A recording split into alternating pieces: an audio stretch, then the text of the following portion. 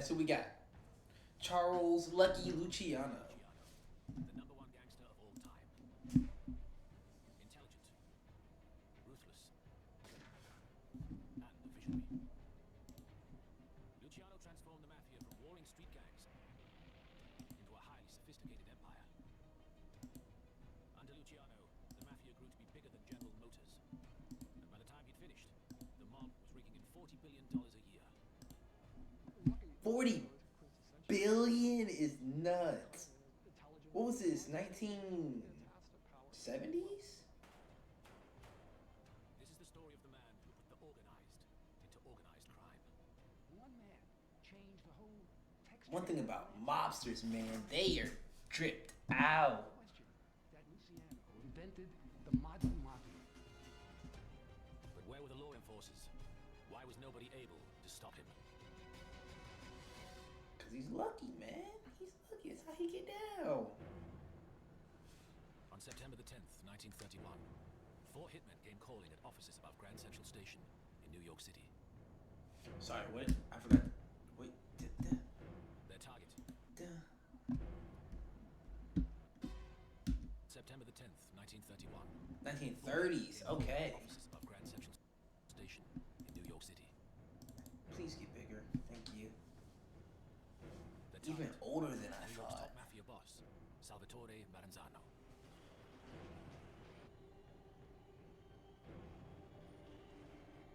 $40 billion in the 30s is nuts.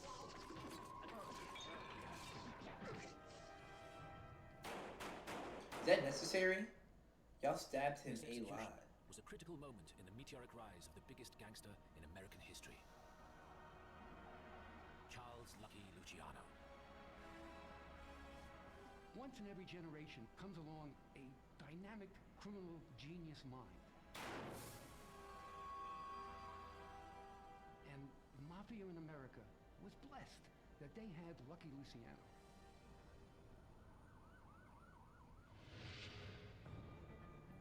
Luciano had begun his career Yeah? as a top hitman for New York mafia don Giuseppe Joe the Boss Masseria.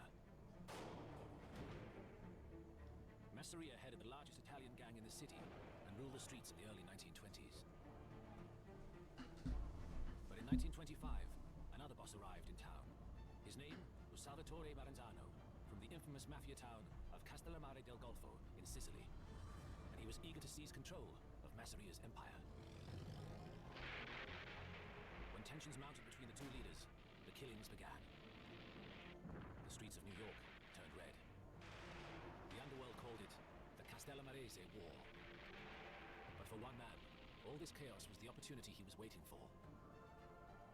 Luciano had always been against the bloodbath, arguing that gunfights and bodies were bad for business and attracted too much police attention.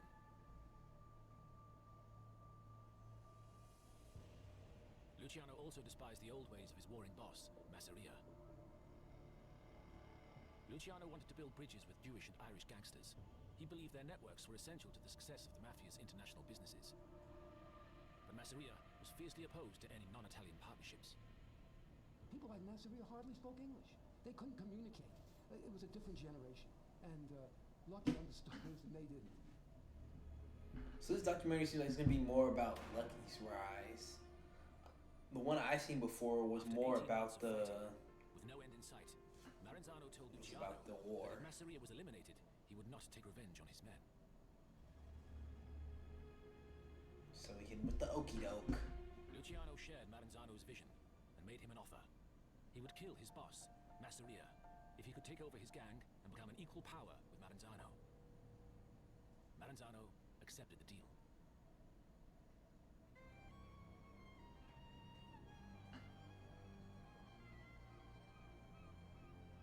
It gets easy.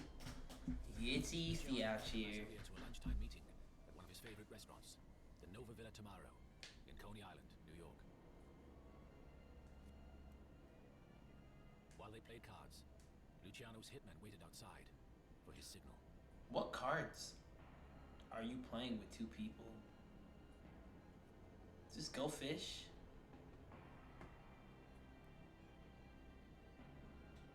It's not Go Fish.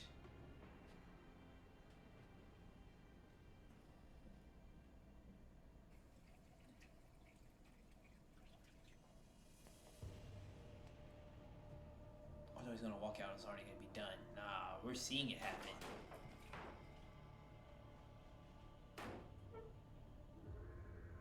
With Masseria's murder, Luciano signaled to the underworld that the Castellamarese war was over.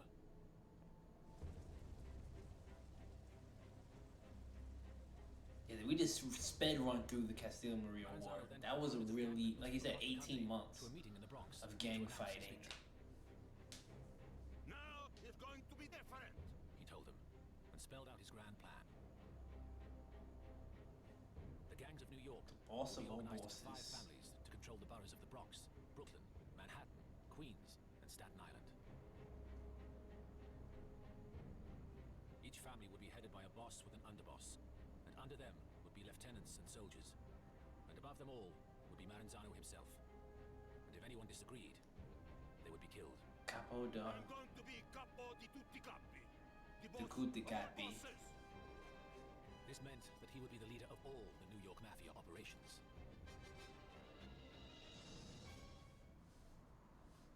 Capo de tutti His capi. speech enraged Luciano. Maranzano had backtracked on his promise of equality, and now Luciano was determined to strike back. Yeah, one thing you don't want to do is go back on your word with hitmen. Maranzano realized Luciano was Like, a that's threat the to last the total person dominance of the American Mafia. you would want to. The last person you would want to snake, right? Irish killer, Vincent Mad Dog Cole, to get rid of Luciano. Cole was a lone, out-of-town hitman for hire, and would be perfect for the job.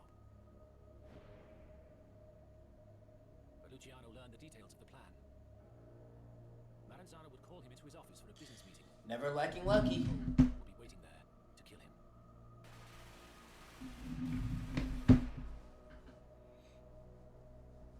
For Luciano, it was now a question of kill or be killed. The problem was how to kill Maranzano. He was extremely well protected, never without bodyguards, and always traveled in a bulletproof car. Tax agents and accountants were Moving frequent visitors to Maranzano's presidential. offices, and Luciano realized that this was his way in. Y'all pay attention to this. This is about the greatest scheme On the day I've Luciano seen somebody met pull off. Maranzano, he would send his hitmen instead, all posing as taxmen. As an extra touch, they would be Jewish, as he knew Maranzano despised them. Luciano then contacted his childhood friend, Maya Lansky, to arrange the hit. It is said that Lansky then rented a remote house in the Bronx for the 4 killers to prepare for the hit. They were forbidden to leave the house and were provided with all the provisions they required, including women. Oh, Through the summer months of I didn't know 1930, that. Lansky taught them how to talk, walk, and act like taxmen.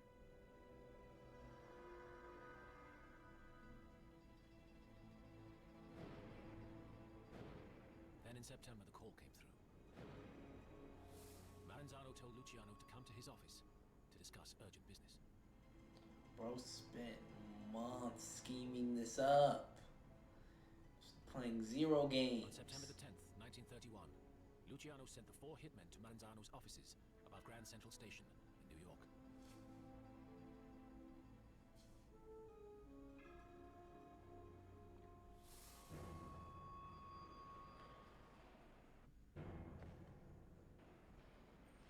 How did they get this footage? What is all this footage of these murders?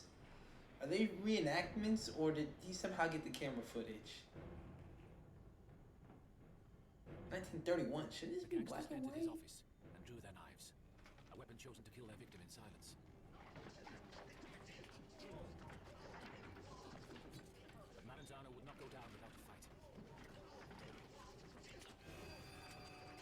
He took multiple stab wounds to his body, a slashed throat. Yeah, I was about to say, does no one ever stab high? The killers were forced to do it the noisy way.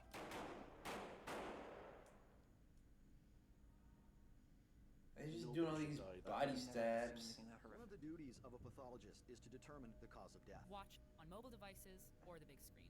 All for free. No What is subscription required. this? Download Beely now. No, I'm ad free. Don't put ads in the video. That's worse than YouTube ads. Luciano's time had come. At last, Luciano Drippy. realized his vision to reach out across America Drippy. and organized crime. One of the first people he turned to was someone he'd known since they were both street kids. Luciano started out by offering protection to Jewish Giuliani? schoolboys targeted by Irish gangs. One day, he squared up to a small boy on his way home. If you want to keep alive, Jew boy, you gotta pay us 5 cents week protection money. The schoolboy stared him in the eye and told him to. Go fuck yourself. It was Majalansky, a young Polish immigrant, Oh. and the man who Luciano had turned to when he needed hitmen for Maranzano's execution. From day one, we're talking when they're in their early teens, they knew each other. They were thugs then. But they developed this relationship where they built it into an empire. Majalansky became Luciano's right-hand man and chief business executive. He was tough, brilliant with numbers, and, unusually for a mobster, honest. The relationship between Lucky Luciano and Meyer Lansky is the most important relationship in organized crime in the United States. Critically, Lansky was able to do complex calculations in his head without committing anything to paper. These are two incredibly talented and open-minded individuals who realized that if they joined forces using an American corporation as a model, that they could eliminate the possibility of an individual monopolizing profits, and they could share profits and distribute them evenly, and therefore bring a certain stability to organized crime that had never existed before. And there was another Jewish gangster to get Luciano to think big. Arnold Rothstein. Oh. Known along Broadway as the Brain, the Big Bankroll, and the Fixer, Rothstein was a fabulously rich New York businessman. Big. There were things that Rothstein was doing that nobody else was doing, and What is that? Luciano saw the possibilities. Rothstein could bring off rackets that no one else could It's one dream of them of. boys, man. Arnold Rothstein. See that last This is the man name. who fixed the 1919 World Series. This is a Big prime fixer. example of racketeering. You take a normal activity like a baseball game, you corrupt the players, therefore you can bet on a winning thing. Rothstein tutored him there about how real money could be made, not just in low-level predatory street crime, that there were bigger things. You could fix things.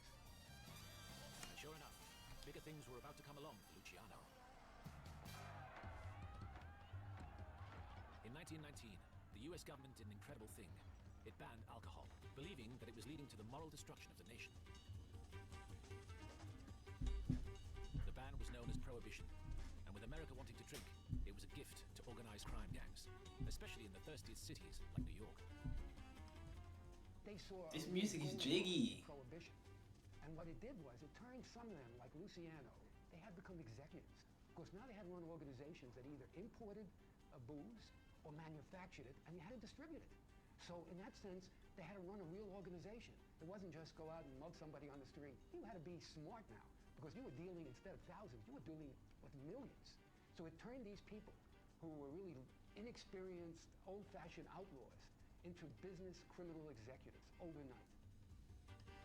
Luciano, Lansky, and Rothstein proved to be quick learners, and soon they became very rich indeed. Now that wealth translates into power. It translates into political power. It means that you can buy political protection. It means that you can buy police protection, because alcohol is something everybody wants to do. So they are willing to collude with gangsters. What they don't understand is that once you cooperate with gangsters, you've sold your soul. You And the say you gangsters are a understood gangster. this. Ain't no getting out of that. And cops, judges, and council officials being bribed all over the place. Luciano and his associates had free rein to take control of whatever they wanted. They had their hand in everything because nobody would look at them. Nobody would even consider investigating them. Not the least of which was J. Edgar Hoover. There is nothing mysterious about the manner in which the Federal Bureau of Investigation works. A special agent must be a good marksman and have the courage to shoot it out with the most venomous of public enemies. Director Hoover supervising field practice. J. Edgar Hoover was the boss of the FBI, and he was eager to make a name for himself. the Federal Bureau of Investigation, Cougar was the paramount boss law of the enforcement, FBI? the national law enforcement agency that could really combat the mafia. Do we need to do And they didn't do a thing. Edgar Hoover Hoover had launched his war on crime documentary? during the early 1930s. He went after bank robbers, kidnappers, and killers who were terrorizing the Midwest and outraging the nation. The FBI mostly went after the headline public enemies like John Dillinger, Pretty Boy Floyd. Machine Gun Kelly, taking people out with, Hoover had essentially denied that there was a national crime syndicate.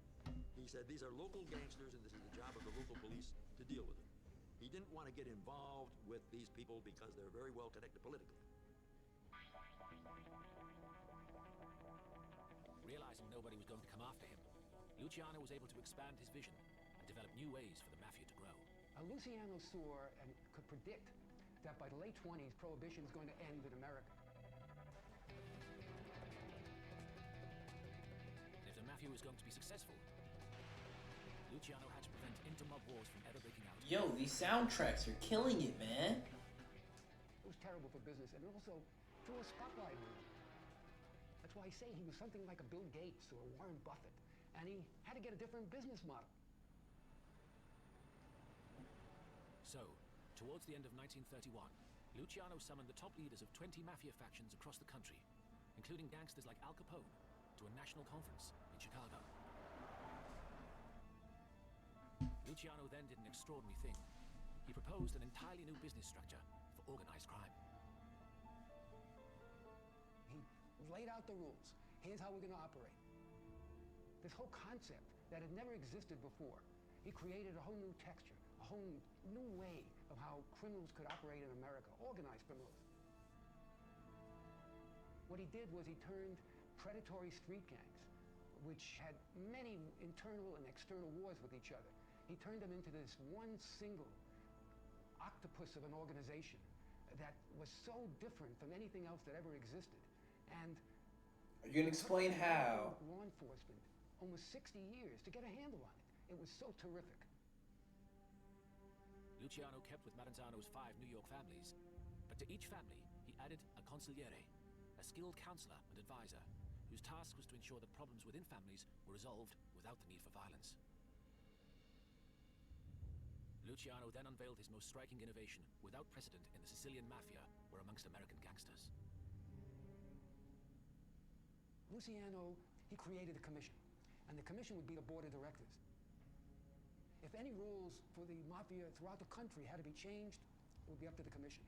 And if there were any territorial disputes or disputes over rackets, the commission would take care of it. Now, the concept there was to prevent wars. It is almost precisely what the various countries around the world... I was about to say, it's literally the UN. They were faced with the same problem post-World War II. They created the United Nations. One could actually take the UN Charter and for most of it substitute the word families for states and Cosa Nostra for the Organization for the United Nations and Commission for Security Council, and the rules would be identical. He cooked. What can we say? He cooked. He had the right idea. As proof of his good intentions, He did his thing. Luciano introduced one other startling change. He would be just one amongst equals. There would be no boss of all bosses. Instead, Luciano introduced a more democratic form of leadership. The commission would consist of a board of 7 family directors, 5 in New York, and 1 each in both Chicago and Buffalo. Each would have a single vote with all the decisions determined by the majority. This would ensure all the leaders of the most powerful families had an equal say. He was this incredible, dynamic genius who saw how the landscape and how the tapestry of the mafia had to be organized. Here is somebody who comes along in 1931 and envisions that if the mafia was going to prevail and succeed, it had to be a mirror image of American capitalism. Luciano Hey, in the 1900s, American capitalism was cooking. 50 years, and because it worked so perfectly, everything was now up for grabs. Now we got this weird capitalistic socialism going on now. But the commission was the second government That's plagued by monopolies and trusts and all the things a anti-capitalist. lot of industries in this country, not the least of which was the restaurant business. The gambling industry, Las Vegas is a great example of it. had control of the garment industry, the meat industry, the fish market, the docks, the unions, loan sharking, drugs and prostitution. Luciano said he was going to turn prostitution into an industry like the A&P, which is a supermarket chain. Imagine. And they were making billions of dollars a year.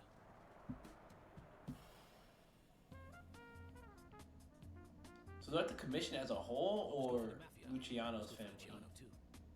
Okay, yeah, that's the whole mafia. By 1930 standards, Lucky Luciano wasn't even a multi-millionaire anymore. He was a billionaire. Luciano took a suite in one of the most luxurious hotels in the world, the Waldorf Astoria, and checked in under the name of Charles Ross to protect himself from rival gangsters. The kind of money he was reaping in millions every week, and he suddenly became a really sharp dresser. Had ladies on his arms all the time, had a private plane. He flew around to racetracks all over the country. Luciano was also a bachelor and party animal. He rose late, wore handmade suits and shoes from England, and danced the nights away with chorus girls and nightclub singers. And he operated in this kind of almost open fashion as this suave, debonair type. Man, the 1930s seemed like it was a great time to be alive. Luciano wined and dined with politicians and rubbed shoulders with stars like Frank Sinatra and the actor of many classic gangster films, George Raft. But like after the Great Depression, 1930s. Luciano's high life was getting Or noticed no, they elsewhere. didn't end until 1940s when we got into World War. FBI agents began to work out that he was a key player in the underworld, but they had surprisingly little information on him. One statement described Luciano as the leading racketeer along Italian lines, is very powerful and made considerable money in liquor. Another declared, Charles Luciano, alias Lucky, is the head of the underworld in New York. And an FBI memo had Luciano in a conspiracy to smuggle drugs from Europe. Nope. He's just one of the families. One of the bosses of the families, not the leader. No leader here. They also had in their hands local police records, which showed Luciano had been arrested 35 times for offenses ranging from traffic violations to assault and robbery with a gun. 35 is The FBI still decided to ignore him. 35. There was a man determined to get Luciano. That's a lot. His name was Thomas E. Dewey. We have made a real start on cleaning the gangsters out of New York. Dewey was a fiercely ambitious lawyer. Fuck Dewey. Who by the age of just 33 had got the top job as New York City's special prosecutor to crack down on organized crime. In 2 years, we have shown that our people can be protected, that they can be delivered from the grip of the mob. Is organized crime really that bad for real? Was the face of organized crime. It was an open secret how important and how big he was. Like, And Dewey was after it's him. not like they're killing random people on the street, and now they're no longer doing Vast sums of money from his criminal enterprises to finance protection his rackets. Today, crime is syndicated and organized. A new type of criminal exists who leaves to his hirelings and frontmen the actual offenses and rarely commits an overt act himself.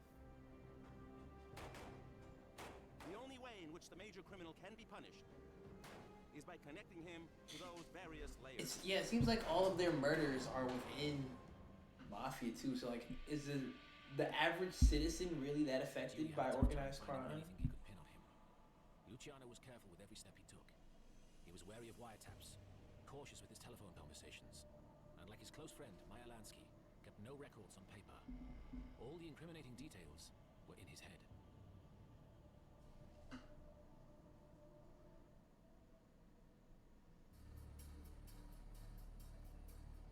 That is super duper smart though. If you don't Out of the blue, write Dewey stuff was on the lead down. that could ensnare Luciano in a web of vice crime. Was it a woman? Did a woman give him a series of police wiretaps in local brothels uncovered clues that an organization called the Green Line controlled around 300 wiretaps in broth? What did I say in the Rome reaction? Women will fuck your whole shit up if you let them.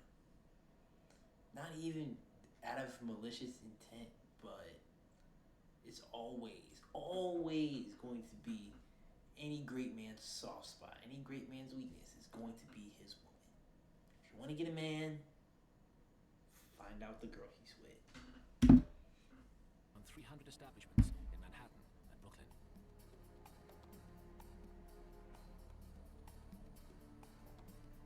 They discovered that a top Luciano enforcer named David Little Davy Batillo was overseeing the Combine operations. David Little Davy? In January 1936, Dewey's investigators raided 80 brothels in the New York City area and arrested over 100 prostitutes and madams. These arrested women were definitely placed between a rock and a hard place. They had nowhere to go. The cops started to put the women under real pressure to spill the beans on Luciano. So many of them were addicted to heroin when they were arrested. Cops waited until the 4th day of the cold turkey withdrawal when they were climbing the walls and desperate to get them to agree to testify against the mob. Wow. Dewey's investigators managed to get... Is that not a form of torture? ...to turn. And incredibly, they claimed that they had seen Luciano. 4 people out of hundreds? What kind of percentage his family was getting from these whorehouses.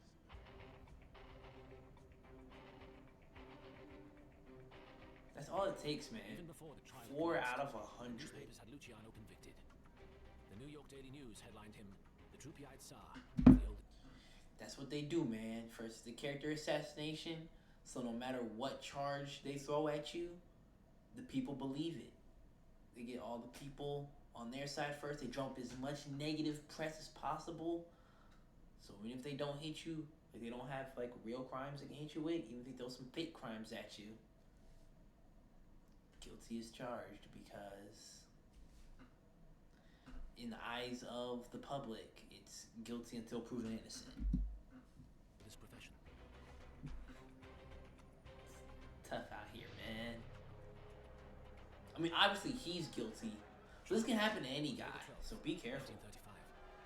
Throw a fake charge at you, smear you in the media first. In his opening statement. Luciano will be shown not to have placed any of the women in houses or taken money from them. Instead, he set up his apartment in the Waldorf Astoria and was the czar of the ring. We will show that Luciano's function was to rule. All other defendants were his servants. Dewey lined up 68 witnesses, mainly hookers, pimps, and madams, who had been promised shorter sentences, immunity, or probation from aiding the prosecution. Dewey's main strategy was to depict the prostitutes as desperate victims of the Depression. I know in modern society, women are always victims and nothing bad happens to them. It's never their fault. It's always the fault of some guy. Some man did it, and now they can blame it all on him. But like,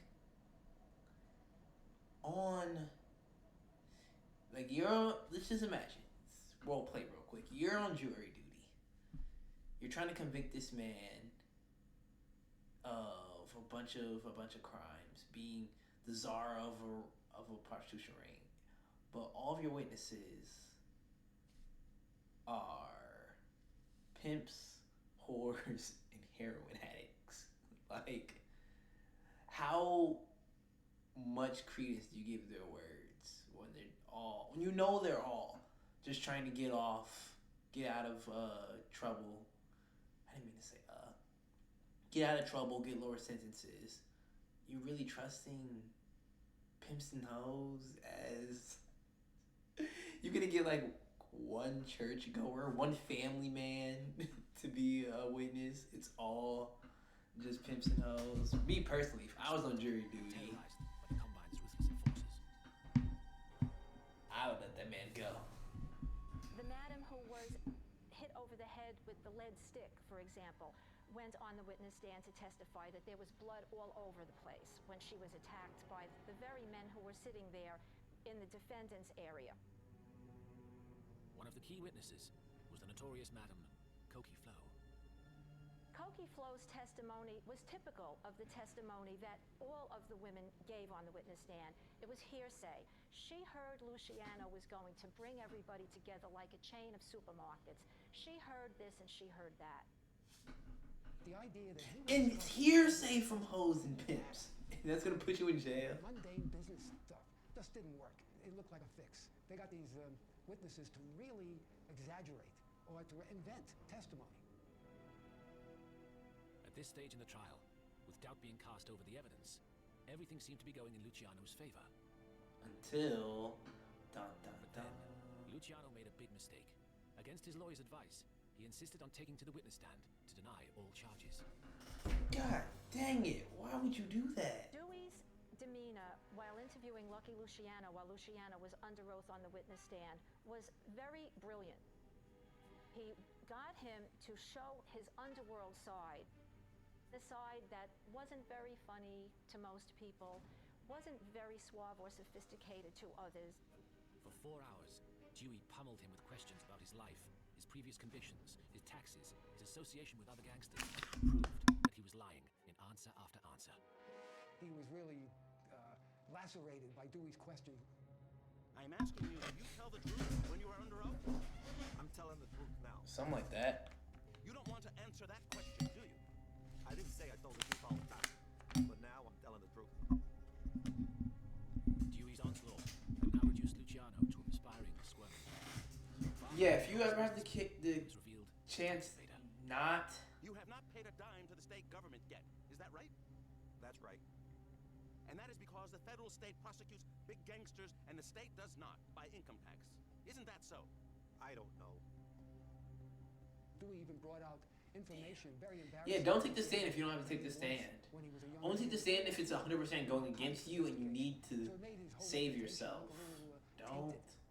Here was this top guy. Turned out that once he had been a rat to save his skin.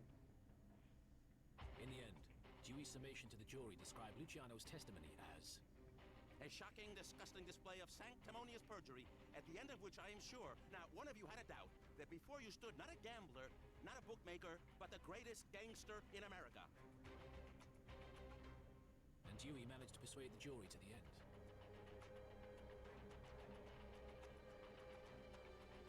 Luciano was convicted on 62 counts of compulsory prostitution. Justice McCook gave... That's the crazy thing about the justice system, right? So, all of the witness testimonies, they said they were pretty much hearsay. They didn't have much leg. Like, there was no basis to it. And everything was going in Luciano's way. But when he took the stand, it made himself just look bad. Like I said, Dewey only got him on tax evasion. But then he was like, oh, what you see isn't just a tax evader. No, that's the worst guy in the world. And with no evidence, no credible witness testimony of the prostitution offenses, because he caught him lying about tax evasion, he gets convicted for 62 counts of prostitution. It doesn't make any sense to just. I mean, I'm not out here trying to pitch like a better justice system, because I don't know. But that just doesn't make sense to me. It doesn't make sense to me at all. You hear all the witness for the crime that he's being charged for, all the evidence, and you're like, nah, I don't really think so. But he did do that one bad thing that other time, so yeah, he must be guilty. That doesn't make any sense. It doesn't make any sense. The law isn't real. But since there is no excuse for your conduct, nor for your rehabilitation, to administer adequate sentence, I hereby pronounce a sentence to serve from 30 to 50 years. Sheesh, they gave him life! Probably did not fit the crime, but it was an instrument on the part of Dewey. I'm sorry, I keep pausing it, but wasn't enough evidence. Witness testimony was garbage. He took the stand, messed himself up, got caught by tax evasion. Because he evaded taxes, he must be the world's worst criminal, and now he has to do 30 to 50 years for a crime that they couldn't even prove he did. And y'all want me to think that the law is real? That's so I mean, he did it and he's guilty. But you're supposed to prove he's guilty, not prove he's a bad guy and that bad guys do crime, so he must be guilty. Hero, and it was the start of his meteoric career. He became the governor of New York in 1942 and twice ran for presidency. How'd that work out for you, Dewey? Between criminals and politicians is smashed, racketeering will come to a prompt end. I do like that though. We shouldn't have criminals and politicians together, or even rich people and politicians together. That little shit with a mustache comes right out and admits he got me for everything else but what he charged me with. He knew I didn't have a fucking thing to do with prostitution, not with none of them broads. But Dewey was such a goddamn racketeer himself in a legal way that he crawled up my back with a frame and stabbed me.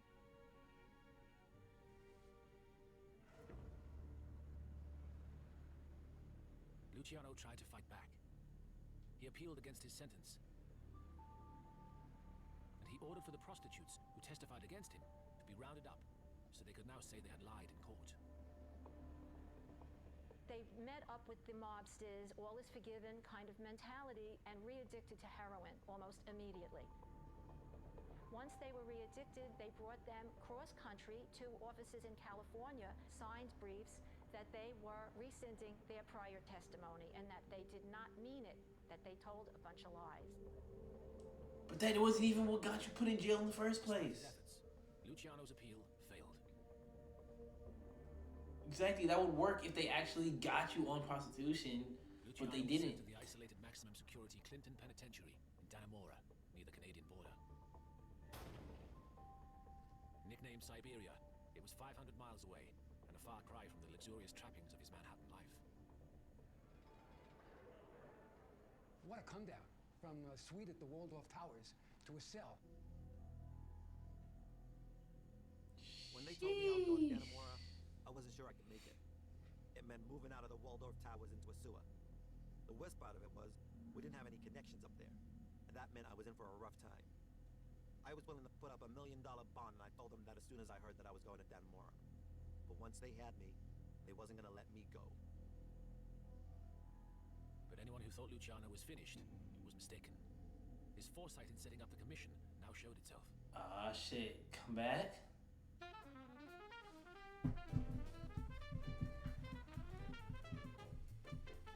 When he was sentenced, the family didn't dissolve. The organization continued to function. And this is, again, the wisdom. Yeah, I'm saying, as a good organization is supposed to. The originator is the first boss to be convicted. He proves his point. It functions well. I'm gonna go to Vegas so bad. Boss, Frank Costello, a highly regarded and well-known figure in New York's underworld, took over the day-to-day running of his empire. And Costello continued to bring in millions of dollars and increase the family's fortunes, while his boss planned his next move. And Luciano didn't have to wait long. Oh, World War II got him out of there? When America entered the Second World War in 1942, he found that his country needed him. The war in the Atlantic was going badly. Oh, shit. I forgot we did that. Didn't we ask this nigga for help? The US government was concerned that crucial East Coast docks were under serious threat. It's the keystone to the war effort on the East Coast. One ship, a French ship in Normandy, caught on fire and sank.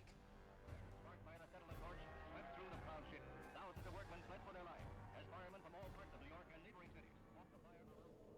The prevailing opinion is that it was accidental, but the U.S. Navy and a lot of other government officials believed it could have been sabotage. Naval intelligence, desperate to prevent further attacks and German spies from infiltrating the docks, sought the help of the mobsters who controlled the waterfronts. Insane. If they were going to get the help of the dockers, they had to get the mafia's permission first. So to win World War II, not only did we join in late, like we were latecomers. We were just like, I'm not gonna do this, I'm not gonna do this, I'm not gonna do this. Fine, fuck it, I'm gonna do this. We sided with the communists in Stalin, the mobsters, the racists in Britain, and all that to take out Nazi Germany. Oh, and Japan and Italy. And I forgot. Someone remind me in the comments, who else sided with the Axis powers? It was Germany, Italy, Japan, and who else?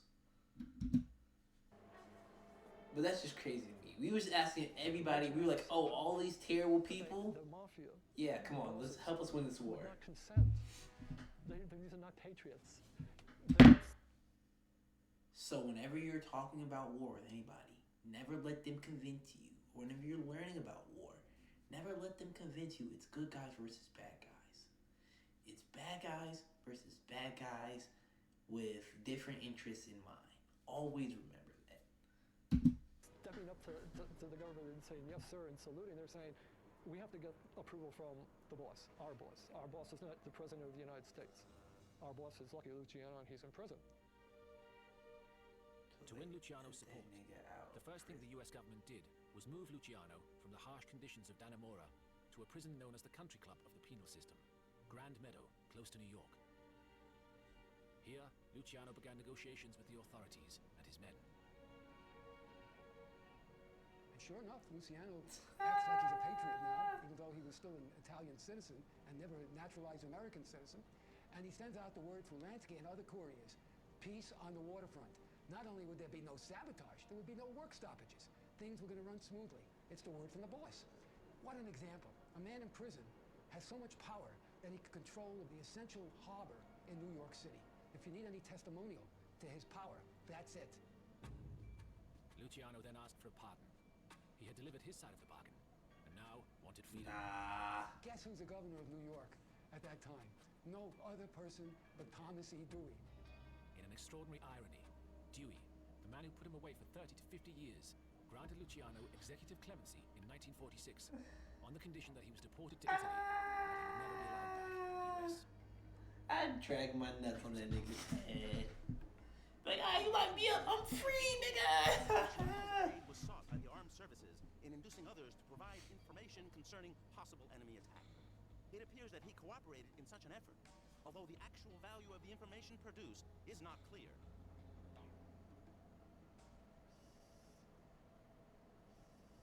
Luciano had served just 10 years of his 50-year sentence when he left American shores on February the 10th, 1946, bound for Sicily. But within months, Luciano was traveling from Italy to Havana, Cuba, and was back in business. Yep. A week-long meeting was held at the Hotel Nacional, where Luciano... I can go back to America? Okay, cool. How about let's just chill in Cuba for a couple of years? Numerous narcotics deals, because Italy at that time was really becoming important in the transfer of narcotics, not just to the U.S. but worldwide. Heroin was becoming a big moneymaker for the mafia. In 1957, in Palermo, Sicily, Luciano was reported to be overseeing meetings with more than 30 Sicilian and American mafia leaders to create the world's largest heroin exporting rackets.